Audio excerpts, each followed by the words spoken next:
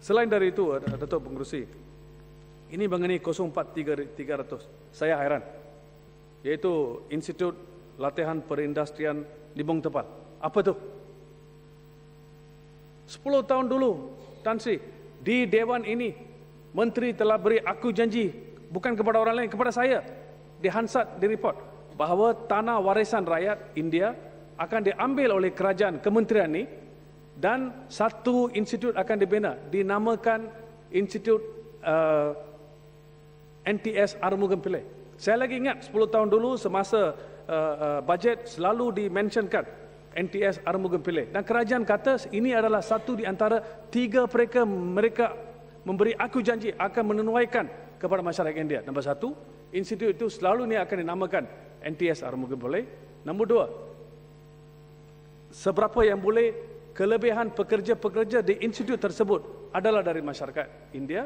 Nombor 3, murid-murid yang belajar itu khususnya the majority akan diberi keutamaan kepada masyarakat India.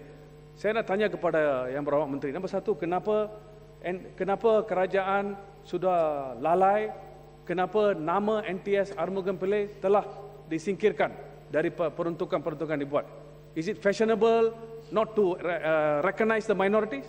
Bila mau harta itu berjuta-juta ringgit, kerajaan memberi, saya janji, saya boleh ikut, no problem. Ini harta warisan masyarakat India. Kerajaan ingin menolong, membina satu college untuk menolong masyarakat India. Tetapi lepas 10 tahun semua lupa.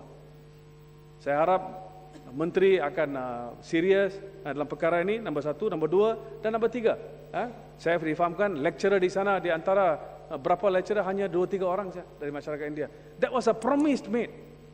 A promise is meant to be fulfilled, not to be broken. Datuk Tan Sri Pengerusi, selain dari perkara itu adalah mengenai pekerja-pekerja asing, Tan Sri, di mana baru-baru ini di luar negara, saya baru baca Perdana Menteri telah mengadakan rundingan dengan Perdana Menteri Bangladesh mengatakan bahawa mereka tidak akan membenarkan kemasukan pekerja-pekerja asing ke Malaysia. Apa pendiriannya? Saya nak tahu. Nombor 1, kerana pada tahun 1999 itu adalah kali pertama freezing of Bangladesh workers. Selepas itu dibuka balik, sekarang ditutup. Kenapa dan apakah alasan? Dan adakah saya difahamkan ada ramai di antara pekerja-pekerja yang di mana telah membayar deposit untuk datang ke negara ini. Bukan saya nak mempelawa mereka masuk. I am against foreign workers. Tetapi jangan kita anayakan mereka. Saya harap kerajaan boleh fikir perkara itu.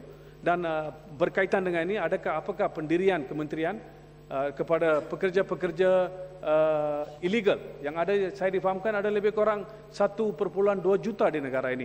Adakah mereka akan diberi amnesty? Kalau tidak, kenapa? Kita dah pernah bagi amnesty dan supaya semua pekerja dapat diregister. Dan berkaitan dengan ini adalah pekerja-pekerja pelarian dari luar negara yang ada di sini, difahamkan lebih kurang 150,000 orang.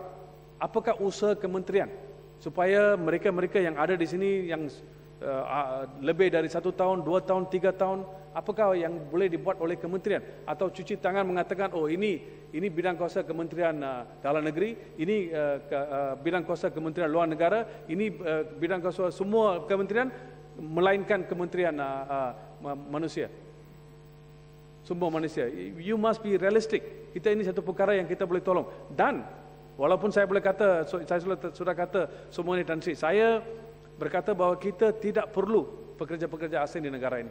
Itulah saya stand, saya kata seberapa yang boleh. Saya ada kata, Tan Sri Speaker, dengan mengadakan ramai di antara pekerja-pekerja asing, mereka mengambil peluang pekerjaan kita di kilang-kilang.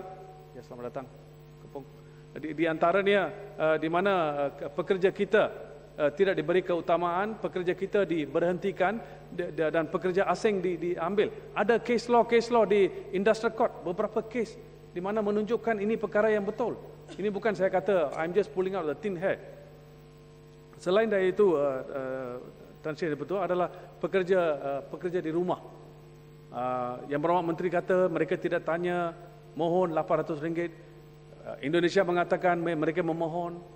Dan kita ada memorandum of understanding dan klausa-klausa di sana semua sangat kabur, very vague. Di antaranya, adakah mereka ada hak untuk mendapat pasport semasa bekerja? Adakah appropriate akomodasi akan diberi kepada mereka? Kalau kita tengok perkataan-perkataan yang guna di memorandum understanding, semua ini very loose end, very easy dengan izin, very easy to be drafted, but it is meaningless. No protection to the workers. Dan ini adalah perkara yang perlu diambil kira. Akhir sekali Tan Sri Dipertua, ini mengenai penganggur di negara ini, di mana graduan-graduan, murid-murid yang tidak fasih dalam bahasa Inggris,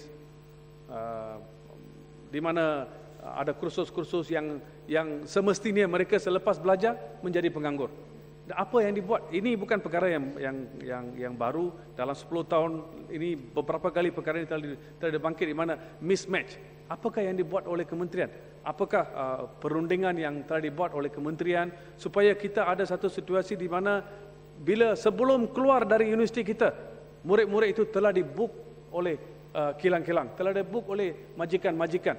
Bukan semasa mereka keluar lepas 6 bulan, kerajaan menubuhkan satu kursus untuk mereka fasih dalam bahasa Inggeris, fasih dalam bahasa Mandarin, fasih dalam Atika, baru boleh dapat kerja. Apa yang dibuat oleh kementerian? Apakah kawal selia dalam hal ini? Terima kasih, Tan Sri.